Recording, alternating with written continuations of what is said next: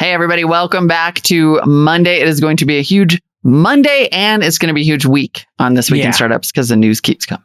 It's a big week. There was a big news dump on Friday, tons of stuff over the weekend, and some great interviews coming this week. I'm going to interview one of the commissioners at the FCC about them wanting to ban TikTok. Before that, though, we'll do the Monday news dump. The Friday news dump was huge, too. So before we get into the new news, we're going to talk a little bit about the Twitter deal or no deal situation, still evolving even as we're talking about it. Yeah, and there's big news in the Uber world. There has been a document dump by a former Uber executive in Europe. And then also Uber launched over the weekend, I noticed, ads, which could be geolocated. I think that's going to become $1 billion business. And then, of course, we're going to talk a little bit about the information, as usual, getting the inside dirt on drama at Apple over its self-driving car project. It is a bit of a hot mess. Hot mess. It's going to be a great show. Stick with us. This Week in Startups is brought to you by Dell For Startups provides key solutions for all your startup needs. A dedicated tech advisor will get to know your business goals and deliver customized solutions for rapid tech enablement with top business class PCs and accessories. Apply for Dell For Startups and get an additional 10% off of all Dell Latitude products at dell.com/twist. This podcast is sponsored by BetterHelp, providing access to easy, affordable, and private professional counseling anytime, anywhere. Get 10% off your first month at betterhelp.com/twist. And Thorne. Thorne empowers people to take control of their long-term well-being with a proactive, science-based approach to health. Through a variety of at-home tests, Thorne teaches you about what your body needs and provides the right, high-quality, certified nutritional supplements for you. To get started and take 10% off your first order, head to thorne.com/u/twist. All right. It looks like Elon has called off the Twitter deal. Twitter's board is saying that they're going to take him to court and go through the deal terms. I know nothing, just to be clear here, if folks want to insinuate that I am what do they call that word? Like a surrogate or something like that. I literally know nothing. I haven't talked to Elon about any of this. But it looks like this is heading to court potentially. I don't buy that. But go ahead and fill us in on some of the details, Molly. Yeah, I mean, the details are sort of, as you said, Elon Musk sent this letter saying, I want to cancel the deal because the bot problem is significant and materially relevant, and they haven't given us the information that we've asked for. Then Twitter's board tweeted, that's not how contracts work. Basically, you can't just be like, I canceled this contract that I signed. So they said, we're going to take you to court in Delaware and force you to go through with the deal at presumably the price that he agreed upon, which is way more than what Twitter is worth now. Of course, this morning, Elon Musk tweeted that he would be thrilled to go to court and force some discovery on the bot problem. Twitter has hired a high-powered legal firm to try to force the deal through. And honestly, the only person I listen to on this ever is Matt Levine. Because he's pretty smart. Always just, and he just is like, look, there's every chance that Elon Musk will bury everybody in lawsuits and walk away from this thing completely, or maybe pay the $1 billion. But fundamentally, this is not how contracts work. There is no, you signed an agreement. Like, diligence is the thing that you do before you sign the contract. Once you've signed the contract, it's not legally defensible necessarily to just be like, nah, I don't want to anymore. Well, there is this concept of fraud. And so we don't know what will come up in discovery. Right. All it takes is for one person even a rank and file person says, hey, I don't think this 5% number is legit, or I think it's more like 6% or it's 12%. And all of a sudden, the entire thing blows up because who knew that? Who knew what when? And that's really the nuance here, I think, is what comes up in discovery. Nobody knows what's going to come up. And then also, there's a gamesmanship here. Does Twitter want to go through 2, 3, 4, 5 years of this? Who knows how long this will take? Right. I don't think this tends to be, I think this tends to be measured in years, these kind of legal fights. So years of discovery, years of debating this, and then you have to then calculate how many other lawsuits are going to pop up. So if they can't come to a settlement, which is what this is obviously going to happen in my mind, is there'll be some sort of settlement here, either a different price or maybe additional investment from Elon. I think that might be. I heard some people speculating that. So Elon says, you know what, I own whatever 10%. I'll go up to 20%, and I'll join the board or whatever, and let's just move on. And that's what Evan Williams said. The co-founder of Twitter was like, yeah, I think it's time to move on and put this ugliness behind us. So we'll see what happens. We'll monitor it. I think this is going to be a long, drawn-out process, and then eventually end in a way for both parties to save face and come to an agreement, a settlement. And a settlement will be painful or to both parties. But my Lord, what drama and craziness. Yeah. It's going to be interesting to watch. No matter what, I think it will have done pretty lasting damage to Twitter. Like certainly to morale, certainly to, executives have left, certainly to the brand itself. There's going to be this ongoing kind of speculation and question about the bot thing, and which Twitter has been very consistent on, but it's going to linger, and I think it's likely going to get a lot uglier. Which gives me actually a really good piece of advice here, which is if there can be some path to resolving the bot problem once and for all, that could be the upside in this. Hey, yes, of course there's been a bot problem. Everybody in the industry's had it. And this whole, acquisition and then the acquisition not happening has given us, newfound resolve and a lot of great feedback on how to solve the problem. And hey, we've squashed it. And here's how we squashed it. They could actually come up with a system of saying some transparency. That's the thing I think is sort of missing here. That's kind of strange, is that Twitter's not saying hey, listen, here's all the numbers and here's how we solved it. Which maybe they'll do at some point. It's just explain to everybody, here's the actual number of bots. Here's how we define bots. They haven't been clear enough about that. And I think that's why all this speculation here is. But that could be actually a silver lining. I do think all this attention on Twitter as this incredibly valuable product or service, I think is going to make Microsoft or another company come out and make an offer for it. So I have no inside information on that, but I could just imagine people looking at this going, yeah, smartest guy in the world, most successful entrepreneur of our time, arguably the best product, person since Steve Jobs. If he likes it, maybe we should buy it, and maybe there's some massive value here. And I do think there's massive value if you could have competent product and leadership and not a revolving door at Twitter. I was thinking over the weekend, I was talking to some friends in a chat. I was like, is there a company that at scale has been less competent on a product basis than Twitter? We can only think of one company. What company do you think in the modern era, our lifetimes, hit scale, but just felt like it was a revolving door of leadership and they couldn't get their product act together, yet they were still very successful during a period? What company comes to mind? An internet company that hit scale. Yeah. See if anybody in the chat room can guess. Think of a company that you used a lot. It is not AOL. AOL was just really never good at product. If you look at AOL's products, but you're in the zone, Nick. Is it that old? Because I got to say, I'm inclined to say it's Google. Yahoo. It's Yahoo. Oh, it's Yahoo. Nick got it. Yeah. Very, very well done. Yeah. Bob G got Yahoo. Zachary got Yahoo. Yeah. A bunch of noties started saying it. So you look at Yahoo, we all used Yahoo. It had these great products. Yahoo Mail was great. Yahoo Flickr was great. Finance was great. The homepage was great. Entertainment stuff was good. You find yourself going there for news stories once in a while. Yahoo Messenger was great. But they could just never keep it together. And it was just, I think, weak leadership when David Filo and Jerry Yang kind of left. There's just nobody there who cared enough. You know what I'm saying? Yeah. Yeah. The chat is pointing out eBay, which I think is also a good example of that. And then I would argue that I think Google is potentially headed in that direction in some ways. Yes. They're great at the core, but don't have the focus. They just don't. Actually, it's a good observation. Whenever they launch hardware, they don't stick with it. All the efforts at chat, I think they're in that kind of drift phase, and we could be saying that about them in a while.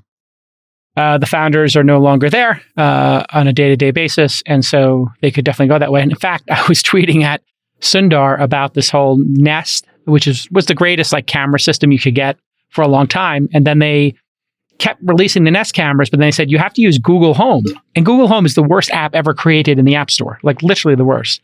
And so every Nest fan is I just want to use Nest. And so I have Nest, but the 3 new cameras I got don't work on the Nest app. They only work in Google Home. So I have 2 apps, and Google Home is unusable. And Nest was a single feature app like Sonos or Apple TV, where it just works and it does what it's supposed to do. And then Google Home is do you want to create macros to turn your lights on, to do this when your temperature hits this? And we're like, no, we don't want that. We just want to pop up a beautiful app and see our camera and save a clip. The end. We're not looking to do anything fancy here. Yeah. I would say the counter argument for Twitter, though, is that it has new leadership as of fairly recently.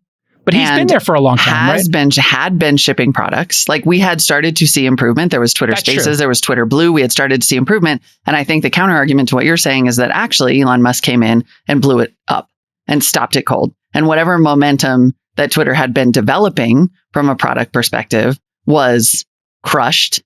Like, well, I don't know if it's crushed. I mean, they're still releasing product pretty quickly. You know, like they keep they froze releases because of this acquisition thing.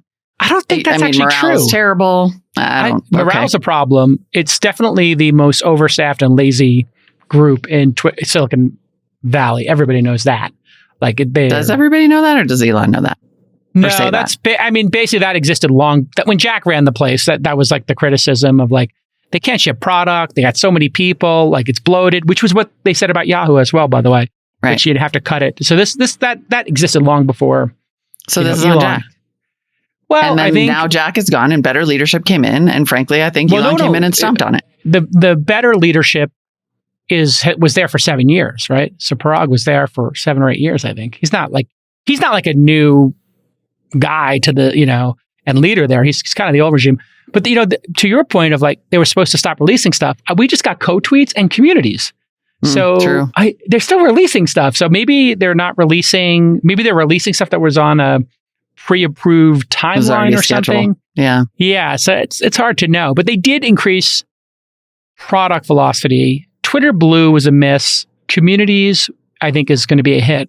What else did they release? Spaces has been kind of a hit. Spaces that's a hit. Yeah. I think it's a niche hit, but sure. But Twitter's a niche product. Like that's what I feel like. I don't know.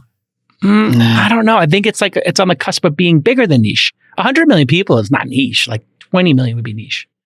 It's niche compared to Facebook, right? At 2 billion people? Right. But it's a product for, I don't know, I don't think of it as a full-featured, like, live your life social network. It's like broadcasting. It's like for journalists and primarily, right? It's like flooded with the tech industry. Like, I know, like, if you're an average everyday person and you come to Twitter and you start to try to use it, it's you find it, like, boring and baffling. That is 100% Twitter's fault, but it is a company that has been, like, sort of happy to be that. Lots of remote employees are traveling this summer, and if you want to keep your employees' performance high while they're on the road, you need to get them a Dell Latitude laptop. And I'm going to give you an awesome discount code from Dell for Startups. If you're a founder, you need to apply for Dell for Startups, and here's why. You'll get access to a team of expert IT advisors. These experts will provide you with customized solutions to make your tech stack world-class. Dell will help you access capital for building out your tech stack, and you'll get exclusive discounts. And we love Dell at launch. In fact, we sent every new employee a beautiful 39-inch ultra-sharp curved monitor. And that's my personal favorite. Such a beautiful monitor. If you want to have that working remote lifestyle, you need to have the right equipment, and Dell is the best. So here's your call to action. Apply for Dell for Startups today, and you'll get an additional 10% off all Dell Latitude laptops and tablets. Just head to Dell.com/twist. That's Dell.com/twist. Hey, do me a favor, producer Nick. I want to get the latest Dell one. Can you get me one? Because I want to play a little video games as well. I got to get into StarCraft 2 and maybe play some Age of Empires. Get me a new one when I'm on the road. Oh, building on our conversation from last week of how good the TikTok algorithm is, for better or worse, it's really good. What if Twitter, when you're a new user, just gave you the best of, and then as you interacted with stuff, it just went full algorithm? And then said, you could follow stuff. And then if you swipe left, they have like the people you follow. And they just, instead of trying to blend those two things as one, they just said, we're just going to copy TikTok's approach, which is here's the people you follow. And then here's the best of. So take the Explore tab for new users and make the Explore tab for them. And then as they see stuff and they interact with it, if they favorite it, you show more. So if you start favoriting NBA, you show more. As opposed to like Twitter's, kind of legacy of separating those things, right? If you want to explore, you got to click on and say, I'm in explore mode. And then the algorithm kind of serves you what you missed, but they kind of have hedged. It seems like going all in on one or the other is the way to do it. And if you wanted to go mass and double the user base, probably going the TikTok route would be the best way. You could. Yeah, it's absolutely. not for me, but it would definitely be for the other, right? Whatever. It feels like historically Twitter has chosen to be closer in spirit to Reddit than to Facebook or TikTok. Yeah. Even Reddit is now, I think Reddit is doing an algorithm on their homepage. And it used to be like you follow your group. So now I think it's based a little bit on like what you're into and right, exactly. Yeah. But hard algorithm, I would call this like, hard algorithm or populist algorithm. Because it's like, here's the most popular stuff, but it's the most popular customized to you as opposed to customized to you based on your explicit feedback. Anyway, God, it's still such an inspiring platform and I'm still so addicted to it. I was like, God, I'm spending too much time on Twitter, but it's so intellectually engaging for me, Like if you're an intellectually curious person who likes to talk, God, it just hits that nerve of like, I need to talk to people. I need to have a really good debate. I need to, go deep on a subject. And I just love it for that. I feel like you just described a niche product. I did. Yes. No, for me. Exactly. Yes. For me, it is a niche but product. But that's what you have to want is you have to want to do that. And you have to have the thick skin to be able to take it. Like I increasingly in the past, I would say over the past like 7 or 8 years have found the transaction cost on Twitter to be high enough that I don't find it fun to go there and engage people and have a conversation because there's always like somebody responding way too literally, somebody yelling at me about the Bots. 7 nuances that I miss. No, people. Oh, actually, like I'm sorry. I think the bot thing is a total red herring. And I think the bot thing is a really big problem if you have 1 million followers plus. Yeah. I don't have that. I have rude jerks. Yeah. Right. Or I also, have like you're internet pedantics. Yeah. Right. But that's what I'm saying. It's a niche product for like white guys with huge followings who have a lot of fun and don't get yelled at that much. That's niche. I get yelled at. People come at me it's pretty hard. It's just not as fun. Yeah. It used to be a lot more fun. And now I can find those conversations to my group chats. I agree that it's become less and less fun and talking in your group chat is better. That's why I think they released another feature, the circles feature. So co-tweet circles and community, all 3 of those are really interesting, Yeah. So the product velocity is good. Leave there. it alone, Elon. The product velocity is great. Yeah. Pay your $1 billion and move on. I don't think they want to let him off for the $1 billion. If that was the case, I think it would have happened. They want to go for the whole. Well, I'm assuming he is not saying he's willing to pay the $1 billion.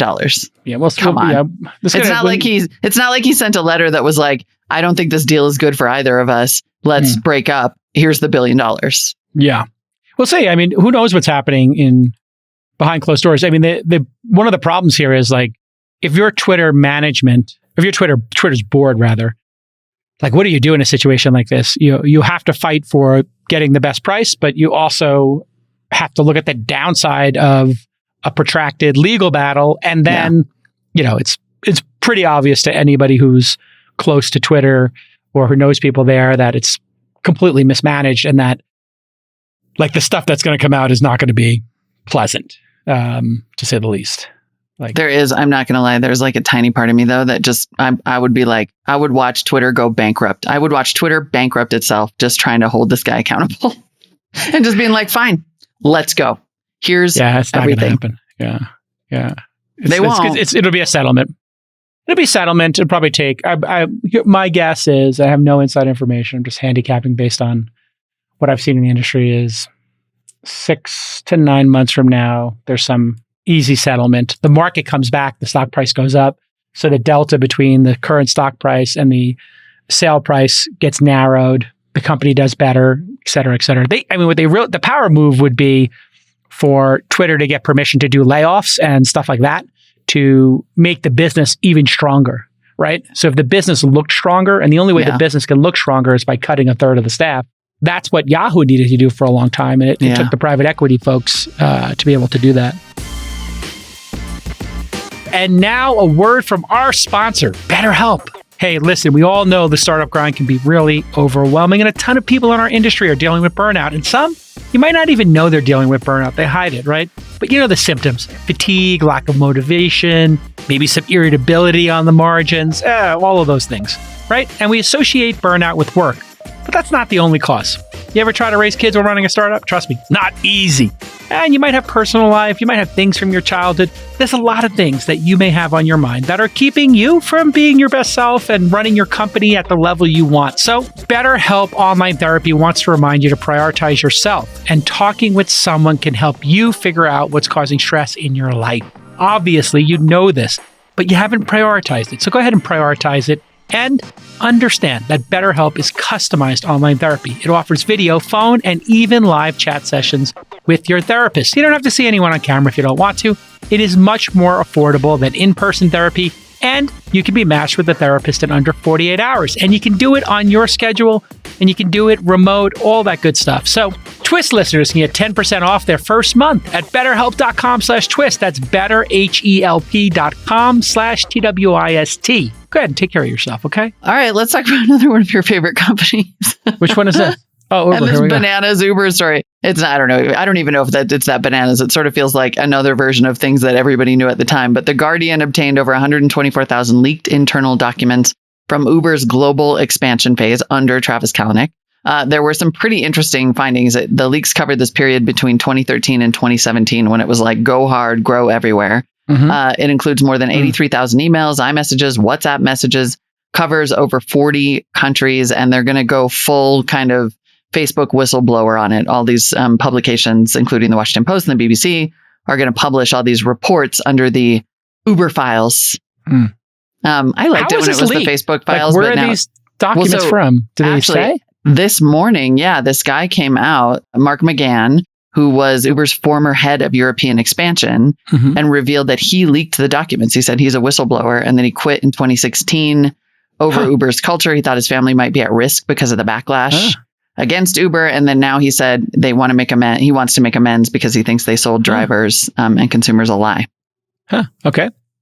So the documents, these are the Guardian's takeaways. We have not seen these documents, but they cover a lot of this global expansion question, some of the risk of violence when there were big backlashes in places like France. One thing that's really interesting, actually, is the documents reveal a very close working relationship with Emmanuel Macron.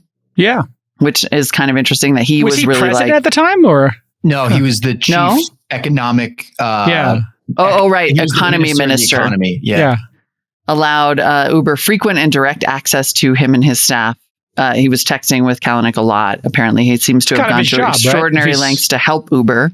Well, they were having like violent protests. And what's interesting about that is that at that point, like there were these really violent taxi driver protests, I think, in France.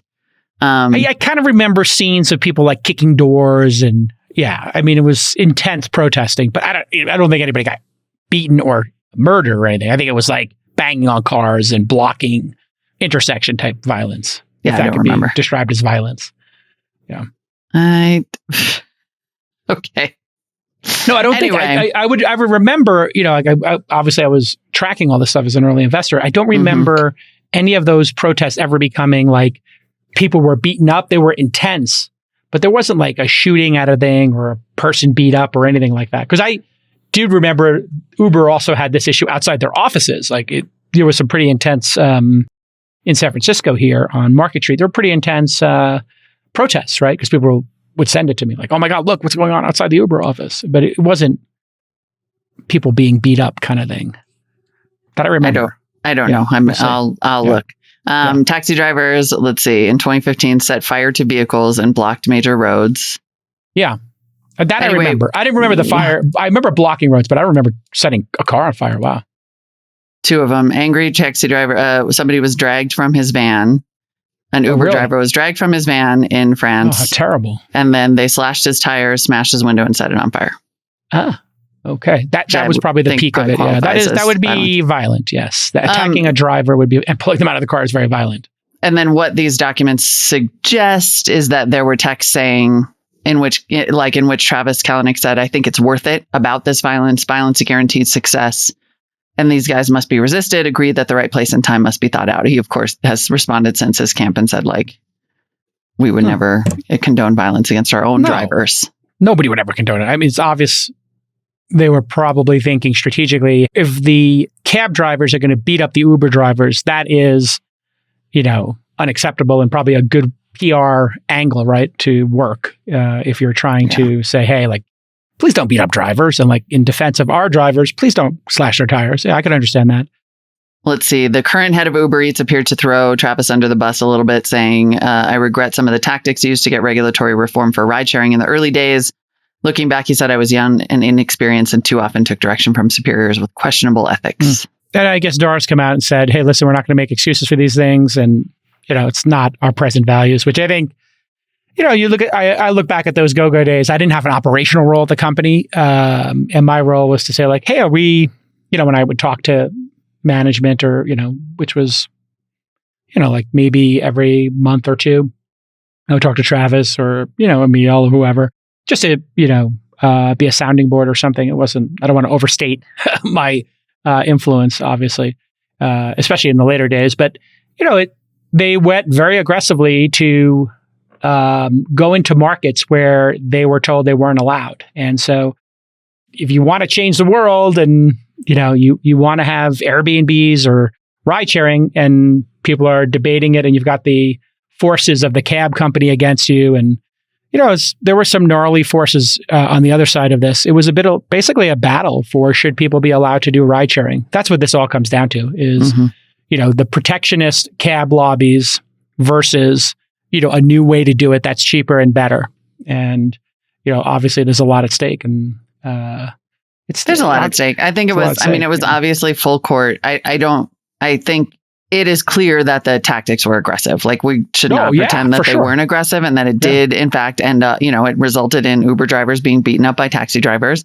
You can sort of say like, well, it doesn't say that he was beaten up. He just said he was pulled from the car. There were occurrences, I've Googled it since, there were other occurrences in which Uber drivers were beaten up by taxi drivers. Oh, really? And the suggestion in these documents is that Uber was like, yeah, that's going to happen and it's going to make the taxi industry look bad. Yeah, it would make you look really bad. That is a win for us. Now, it did make the taxi industry look bad, right? There was protectionism. And Uber wanted to win and they wanted to disrupt this industry. And also they were ugly when they needed to be. I don't think there's any doubt about that. And that's been well reported. And these documents just seem to like say that all over again. By the way, I should point out Macron, I thought that was the most interesting part because he just was sort of narrowly reelected and apparently is already facing some investigation over that internally. Yeah, it'd be interesting to see. I mean, this is the other double-edged sword. When you have a company that consumers love, because remember, in the early first half of Uber was, this is the greatest company. When does it come to my town? Right? People forget that part of, God, I can't wait till we have Uber and I don't have to overpay for, a ride from the airport or wait on an hour line, yada, yada. Or I can't get a cab in Brooklyn, or I'm a minority and I can't get, a person of color in Manhattan, would get passed over for a cab and they would just pick a white guy. All of those great things made people were rooting for Uber. That was kind of the tough part, if I'm being honest, like being an investor is going from the world is rooting for this company to now like people are starting to root against it, The truth of it is we're here on This Week in Startups. Every time one of these controversies happened, you know what happened, Molly? More people used Uber. More downloads. Yeah. Every single time. I mean, there was that mini delete Uber thing that did cause them to panic and that forced a lot of change. There was I would say about 5 points of market share you could contribute to like the peak chaos, if I remember correctly. As it was explained to me, like maybe they lost 5 points to Lyft when people were like, I've had enough of this, bad company behaving badly. And I think a lot of it was around the harassment stuff. That was the stuff that kind of made people go, you know what, I'm done. And so there's a big lesson there. If you're fighting for people's rights, this is the way I look at it. If you're fighting for people's rights to use a product, you're doing an innovative product, you're taking on incumbents, great. But if you're just being, if people feel you're bullying people or you're abusing people or abusing your power, that's when they turn on you. Right. And I think that's what you saw at the peak was people felt like, okay, Uber's now the 800-pound gorilla. Uber is now the bully, right? And that's when the people were like, I'll just delete Uber and I'll go to this thing. Yeah. But ultimately, they won. So this is another thing to understand about how power works. Very rarely do people remember how you got the power, how you got the money, and how you succeeded. Now, I'm not saying that's not like life advice necessarily. It's just an observation. But getting the power, and then people just don't remember what happened. They just remembered you built a great company and you got a lot of power. Look at Facebook's a great example of it. I mean, they don't remember why you can actually use an app now to call a taxi or pay with your, something other than cash. Yeah. Like it just becomes a standard. Yeah. Yeah. I mean, I think you make a really good point, which is that that you have to fight really, really, really hard. You have to be absolutely gonzo to try to take on an utterly entrenched incumbent that is 100% corrupt. There's no doubt about it. Yeah. And also, you have to probably be not very nice in the process. Yeah, I mean, because being super nice is not going to win. It never has. There's a time, like, everybody likes to think like wartime, is pleasant, and it's messy and it's not pleasant and bad things happen. And like, this was a wartime, and people hate the metaphor. I know some people are triggered by like me using wars or plane crashes in Samurai, but this was a wartime situation, right? And Travis is a wartime CEO. There's just some CEOs are built for it. And, Steve Jobs was also a wartime CEO when he went up against Microsoft, right? Microsoft was just, it's very analogous, Molly. Microsoft was this loved company. Oh my God, they're putting software everywhere. And then it was like, oh, they're overplaying their hand and they're, dictating too much of what happens in the market. And then Steve Jobs became the antidote to that, right? Right. Yeah.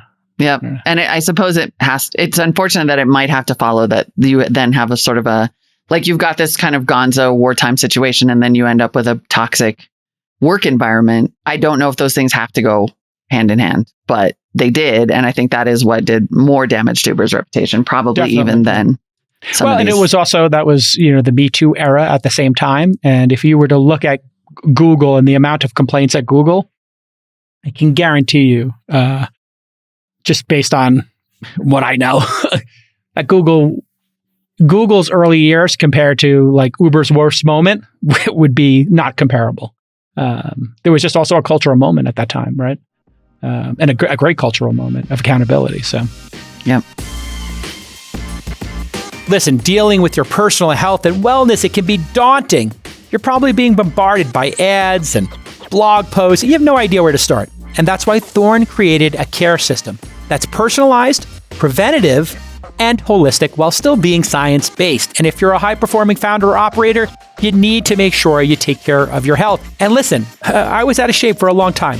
Now I'm taking my health very seriously, and you should too. And that's where Thorne can help. Thorne offers at-home tests, which identify where you need the most care, like a gut test that analyzes your gut microbiome, and a stress test that measures your stress hormone fluctuations. These tests help eliminate the guesswork for good health by providing personalized steps for how you should eat, how to exercise, and what supplements you should take. These are the questions that are on all of our minds. They've got a range of multivitamins and supplements you can subscribe to, and Thorne is totally vertically integrated, so you're not dealing with anybody in the middle. Again, this is personalized health and wellness. To get started and take 10% off your first order, I want you to head to thorne.com/twist. That's thorne.com/u/twist. Thanks for supporting the show, Thorne. Really appreciate it. And thanks for making such an innovative product. Back to present day Uber. Okay, here we go. Present day. Present day Uber. Twitter user Joshua Ogundo tweeted the following screenshot of this Burberry ad that he was served in his Uber app, which presumably was, I think, geolocated, or one assumes. Anyway, it seems like they're testing some apps. I don't know anything about this except that you tweeted, it would become $1 billion business. Do you know if it's geolocated? What do we know about this? I don't know that, but I know this was always in the plans. I had talked to Travis and the team there about it, and we have an investment in a company called Wrapify, which wraps cars on the road, and some of them are Ubers and Lyfts and DoorDashes, and they would pay to wrap your car to get your ads, and then Wrapify will allow you, it's still operating as a business, to do an ad buy, and then you would see all the cars on the road, and hey, these cars were on the 280, these cars were by the Warriors Arena during the game, and you would get credit for those impressions, right? So you think about it, it's pretty cool. And of course, because they're independent contractors, Uber drivers, Lyft drivers can do these things outside of the Uber or Lyft ecosystem. And this, I was always like, hey man, we should wrap the cars, right? Imagine if we had 1 million cars get wrapped for the Super Bowl or for, I don't know, an Avengers movie. And it's like, yeah, then they become full-time employees. We're dictating how they drive, yada, yada. And so it's hard to be a freelancer, right? And so the cars, you have a lot of kept you have a lot of what's called a kept audience. So and you have a lot of data on them, this is incredibly valuable. You've been in taxis, I'm sure, or in Vegas where they have those annoying ad those things annoying where you're ads and you're like, off, please turn off the video, off. And then some Uber drivers would have those in their cars as well. Yeah. But this business is different. Now you're in the app. This is why Uber's becoming a super app. And this is why Uber, I think, will become the number one super app in the Western world very quickly. They have experiences in it now. They have the gold belly business. You can ship like e-commerce wise, your favorite brisket from Texas to your house or to a friend as a gift, and now advertising. And so somebody was saying this might have been from Google's ad network, but imagine you are driving to your destination and it says, there's a Starbucks or a Phil's, coffee within 2 blocks, 150 feet of your destination. Would you like to reroute there and get $1 off? This would be bonkers in terms of, the impact it would have, because if the person did click reroute, Uber could just ask for $1, for sending the customer there. It could be an incredible. Oh my God. Imagine it if you were on your way places and you could actually search for a waypoint. Like, I'm going to this thing and I have this is going to be the oldest lady example, but for whatever reason, it's the one that popped into my head. Oh, I have a run in my stockings or a hole in my sock. I need to stop at Walgreens and pick up, or I didn't bring my lipstick, or I'm out of chapstick. Like, if you could have some version of waypoints. And you could use the Uber app to be like, help, I need chapstick. And it would be like, do you want to stop at Walgreens? Maybe it costs you an extra $1, but you don't care. And then Uber gets paid twice because they get a lead from Walgreens. Like, amazing. Or imagine you're going to a destination. It knows it's a hotel. Okay. It knows you're going to a hotel. It assumes, hey, maybe you're staying there because you're coming from the airport to the hotel. And then it says, by the way, here are the shows playing near you. Here are the restaurants playing near you. Would you like to get a reservation? Make a reservation. Boom. So or I'm going to this movie theater, right? So it's a movie theater. What do people do after movies? They may get a bite to eat, may get a drink, and it says, hey, here's some cocktails. Or you're going to a movie during the day. It's like, hey, here's some ice cream places and some boba places, whatever. Yeah. So this could be very quickly with hundreds of millions of people in the app and their location. And they're in an Uber Black versus an Uber X. Uber X could be Starbucks. Uber Black could be Blue Bottle might bid higher for that. Maybe or Cask. Or like Brandon Brooks is one of the noties just pointed out, if you're on the way to a Steelers game, you get Steelers merch ads, you could order food and beer ahead. Like, if you could say, that's the easiest place to start is with events. I'm going to this concert. I want to pre-order food and drinks. Sure. Or buy my way to the front of the line or whatever. And it's just like instant revenue generation. And here's the great thing. That's going to be a marketplace. So if you're Cirque du Soleil, and the average person spends $400. And your Starbucks, the average person spends, $8. Cirque du Soleil is going to say, you know what? You're in Vegas. You're going to see Cirque du Soleil ads. And, but you're in Boise and, there's nobody else competing against it. Yeah, you're going to get the Starbucks ad. So this could be really big, cash for Uber. And if you want to see the analogy, you need only look at what's happening with Instagram ads, or more accurately, Amazon's ad network. Amazon's, Instagram was designed to do ads, but Amazon never even thought about that. And now they've got a multi-billion-dollar ad business inside of, and you see it, right? When you do a search, there's ads right there and it says sponsored. That means ads. This really could be big, and I'll be interested to see. This is where the ghosts of the past come back to haunt Dara a little bit. Like, Uber stock now, right this second, is down 3.7% today to a $42 billion market cap. Still not profitable. Dara's trying to make all these moves that could be huge. And all of these Uber file stories are going to keep coming out. And so it'll be interesting to see how hard he has to fight the history, the accumulated history of how you got here. And there are still complaints. In fact, even that one of the noties was an Uber driver and was talking about, watching his pay go to so little that he eventually quit. Like, there are still some barriers to this. And I mean, it's analogous to the Twitter thing, right? Like, you have a new CEO, in this case, brand new from outside, who's trying to build this thing. And has this sort of accumulated scar tissue, and it's like, can he overcome it? Yeah, and there's a ton of potential here. Yeah, I mean, the good news is they've raised prices massively, and the subsidies have stopped. So that was the other thing we were waiting for. I think we all thought it would happen quicker, that Lyft and DoorDash and Uber would stop competing against each other and stop spending massively to incentivize the drivers to go from one platform to the other. But now with Lyft running out of money, DoorDash being forced to show they can be profitable, and Uber being forced to show they were profitable, they've all switched to, show cash flow. And Uber's growth has been tremendous, and their price to sales ratio is incredibly modest. So I'm a long-term holder. And I've actually been thinking I'm going to start actively trading the market. So this is like a mini announcement, Nick, for producer Nick. Oh boy. I just, I had a couple $1 million, and not flexing here. I'm just J trading. I'm going to start J trading on the show. So here's my idea. I had some money sitting in like one of Why these. Why is that not a show? That's a show. J trading. Okay. But anyway, it's going to be a segment. So here's what I'm going to do. I'm going to take like $1 million or $2 million. Is this legal? Whoa. I think it's going to be legal. Is this investment advice? This is not investment advice. Do not follow my. Say that about It's not investment advice, but I'm going to explain my trades and I'm going to make my trades live on the air. So I talked to my partner. I said, I want to start actively trading. And she was like, yeah, like every time you like go make money, like she wants to ride the horse, like you got a pony. You want to see it run. So yeah, starting next week, I'm going to clear out some of these like, Vanguard funds I have.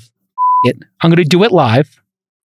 And I'm going to just maybe what do you think, Nick? If I was going to let's just pick a number, $2 million. First thing I would do, I would say, wait to clear your Vanguard funds out until you move to Austin or Miami for 6 months. That's all right. I don't mind taking first order of advice. I don't mind paying a little tax here. Right. It's no big deal. I mean, they're up, but it's not like they're up ridiculously. I'm actually with Cole Highland. Consult an attorney first before you start doing this live. Anyway, here's what I'm going to do live. I'm going to say, here's my trade. I want to pull up the account live. I want to put the trade in live. And I'll explain my thinking. And then I'll have the noties tell me if they think this is a good trade or not. And so, like, I really want to build a position in Disney. I talk about Disney all the time. I love Disney. So, but I've been talking on the show about I love Disney. But why don't I just, when I say I love Disney, I'll just say, okay, hey, Nick, trade 50K on the Disney. Boom. And we just put it in there. Somebody says they hate it. Oh, I know. Greenhouse Creative. I really hate this. I bet you if we watch Jason go broke, J trading. Oh, it's going to be a small amount of my net worth. But I think it would be fascinating. Does Nick get into front run? This is going to be huge. Kramer meets Twist. Yeah, it's Kramer. It's going to be Kramer meets Twist. Moving markets. Look out, Kramer. I'll try my best to front run. Nobody. That's why I'm going to do it live. I'm literally going to share my screen. I'm going to say, I'm buying this much Disney. Buy. The end. Because we talk about these companies and we do all the back of the envelope math. How cool would it be if we did the back of the envelope math? And then I said, you know what? I think BuzzFeed's going to get bought out for like 3 times this. I'm going to make a 25K bet. Boom. Put it into the thing. And then is there a platform, I don't know if anybody knows this, where you could see all my trades live? If not, that would be a good startup. I think we just onboarded one as an advertiser actually last week. We did? Okay, cool. Yeah. What? Remember them? The social financial platform? Was that for me to go do that, or that was other experts? No. They're doing ads on This Week in Startups. But no, I know. But would I be able to share my trades, or was that? I thought they had existing experts who you were going to follow. They do have that, but I'm sure that they would onboard you quickly if you're like, "Hey, I'm doing this for content." Yeah, well, I'm doing it for content. Also, I'd like to. I think the market's going to be. I think it's going to be a unique buying opportunity for the next 3 to 12 months. But because everybody's so scared. Like every week, watching what we do here. Everybody's so scared. Everybody's so down on these companies. Watching like the meta discussion on All In of like this chaos. When there's this much chaos, it feels like that's the right time to buy, right? And not be in an index fund. For me, at least personally, you do what you want with your money. Chat says common stock, by the way. Common stock? Public also, but common stock seems to be the one that. Anyway, so if somebody could do some research on like, if I was going to publicly do it, that'd be good. And then if people could follow my trades and then they could just put money into an account and just do exactly what I do, I don't want to do that. I don't want responsibility of you following my trades. I mean, that's literally what is going to happen, which is why I call a lawyer first. Or shorting you, which would be way fun. People might fade my trades. I mean, what if I'm a maniac and I'm like, you know what? The J trading index. What if I'm a maniac? To be completely honest with you, I think it would be cool if you made a modest amount of profit from this, but it would be way better for content if you just like got cut in half immediately. So funny. Well, I think that's what's going to happen because I'll tell you my strategy. Nick's in a murder mood. My plan is to. That would rule. Here's my plan is to take a 10-year view of these trades, which is because I don't want to make these trades like and be a day trader and be like have another thing distracting me in my life.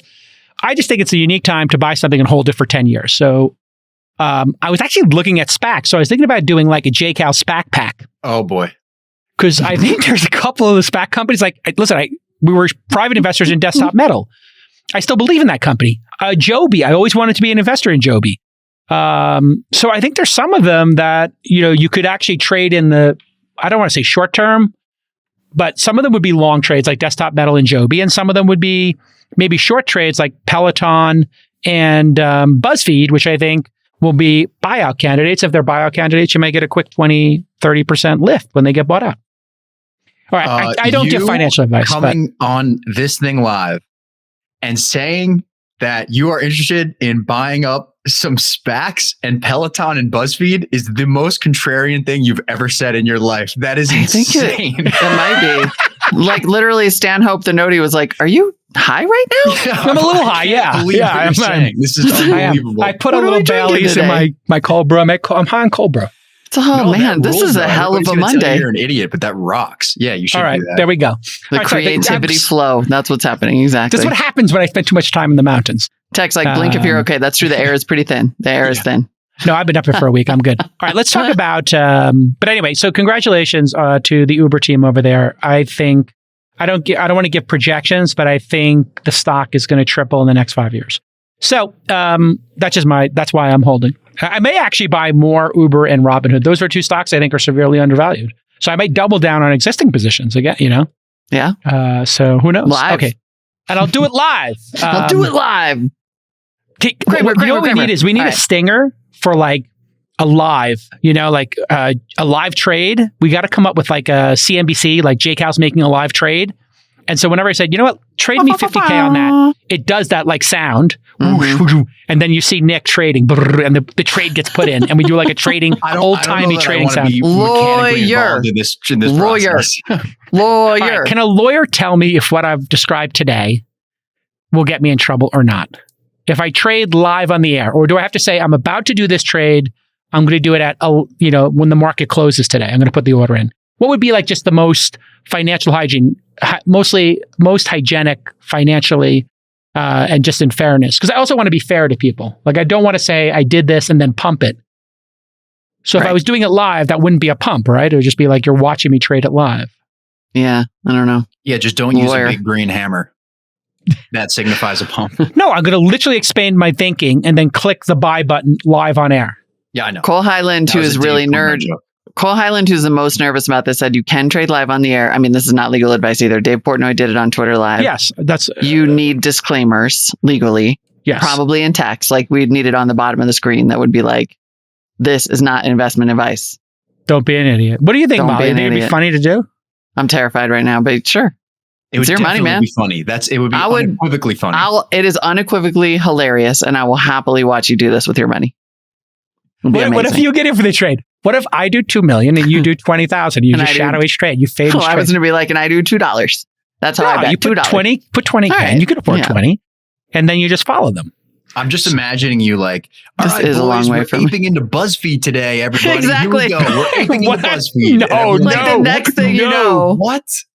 I would literally say Dave Portnoy did it is also every reason not to do it. Fair point, Stan. Fair point. All right. I thought Dave Portnoy was hilarious. What's a runway left? And I am good bullish. TV. Like, I'm bombing. You remember I said like you're going to know the bottom of the market when a company has more cash in the bank or more revenue than their valuation, and that means somebody's going to look at this and just buy it. Mm-hmm. And when they buy it, it has to be at a premium to the market because that's how it works. You have to give an offer that's higher for people to accept it. And so I do think like something that could happen with Peloton or BuzzFeed is what happened with Zendesk, which is somebody comes in and says, hey, I'll just give you 20% over the market, yada, yada. That's fair. Yeah. So I mean, I think it's a stupid bet to make with like all of your money, but I think it's an entertaining bet. I would consider that like me gambling, like playing poker. I would consider this whole thing a high stakes poker game for me, but based on my knowledge, right? Yeah. All right. Let's talk about it's good TV. Apple cars. Let's do Speaking of good TV. Wow. Yeah. Speaking of a long running drama. Speaking of drama, this thing's got this thing makes ER jealous. Let's go. Heyo. The Apple Car project, maybe you've noticed because it doesn't exist yet, Project Titan, has been going on for 8 years. Apple has spent the last 8 years trying to maybe build a self-driving car or software for a car or back to maybe building a car. But the upshot is that the information interviewed 20 people who worked on the project, and TLDR, it's a mess. Okay, now this is interesting. The information interviewed 20 people who were did they say if they were in the program previously, currently in the program? I love how the information a little bit of both, put this in context. Yep. So I feel more confident in this reporting. If there was 20 people and they all had either worked on or are currently working on the project, that sounds like a good sample size. Because there's probably 1,000 people working on it. That's the number. That was the whisper number I heard years ago. I think so. I've heard that too. Well, they're saying this among the many fascinating things in this article is that Apple may be spending up to $1 billion a year on this project, even though a big part of what has caused all the setbacks with it is that they keep having to spend all this time convincing Apple's leadership that it's important and they should keep doing it. Wait, they're getting gaslit by Tim Cook? Tim Cook evidently won't come visit. Won't look at the product, won't talk to them. Craig Federighi. So how are you in a business? Imagine if you were JCal. Would you spend, I got so worked up, I called you JCal. Would you spend $1 billion a year? Would you spend $100 a year on something that you could not be bothered with? $1 billion a year on something that he just is like, I don't think so. So then they had to nagging them to get performance. Maybe they whipped up, but then it's causing them to backslide. They whipped up this fake demo with cars that they rented on a specific track to be like, look, we got it. We're doing it.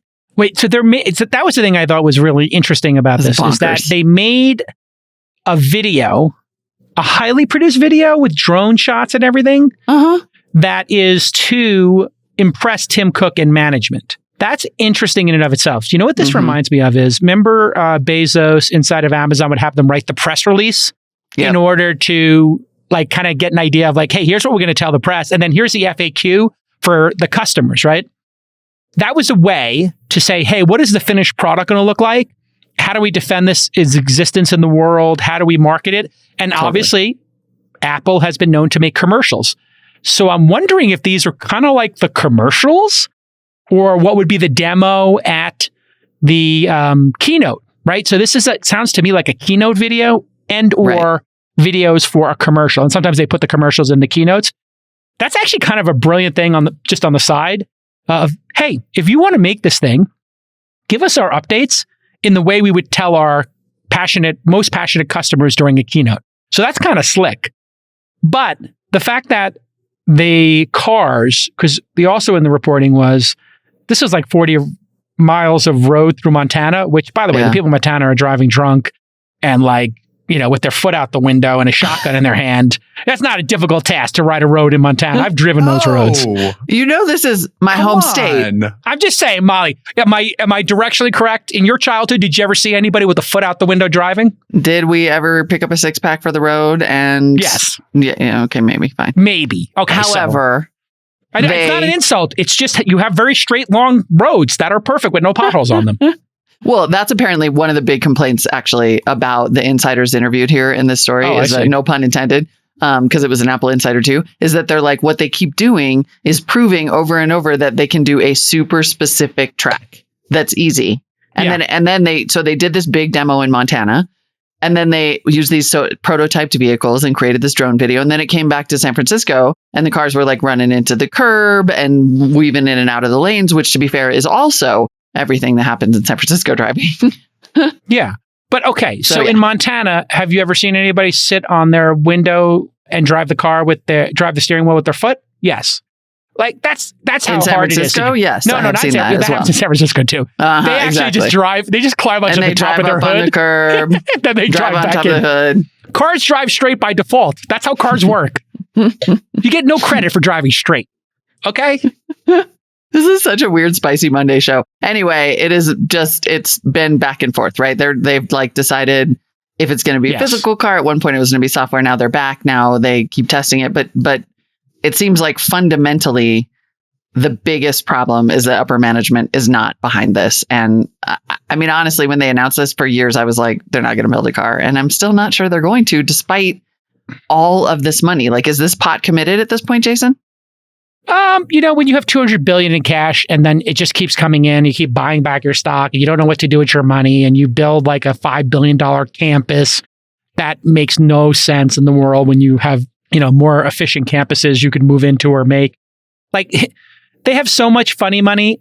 I wonder how much money a day in profits AirPods make. They call AirPods? Yeah, AirPods. Mm-hmm. What is it? I mean, I know the AirPods is like, they always have that infographic going around that it's like, it'd be the 12th largest tech company or something. Right. What is the profits on AirPods? I get the sense that this is $1 billion is probably 2 days worth of iPhone profits and like maybe a month worth of AirPods. Right. So sure, why not spend $1 billion? Yeah. And is it a tax write-off? Like at some point, if it's a loss, then it's a write-off, right? Yeah, it's R&D. But they're so profitable, yes. So it's free money. And think about it. If you have $200 billion and you make 5% on that, that means every year you're getting $10 billion in profits from your money sitting over here, let alone the profits coming in from every other overpriced product, cable, and nonsense they're selling to us that we can't stop buying. So sure, they should be, if anything, they should be doing 10 projects like this and negging all 10 groups in the off chance that one works. Like they should literally, they were doing a TV at one point. I remember like hearing this, Scoble had heard it, other people did, and they were going to do a TV. Yeah, they were going to do a TV. Not. Well, yeah, and I think what you have to realize is they probably, in their secret rooms, they are making designs of everything. Why wouldn't you? It just keeps your R&D group engaged. Yeah. So about $265 million of profit per day for the total company in 2021. $265 million per year. So in 4 days, $6 billion in profit for the year. $260 so $1 billion a year is. So in 4 days, over the long weekend, they made that much money over the July 4th weekend. Exactly. Yeah. So I think it's okay.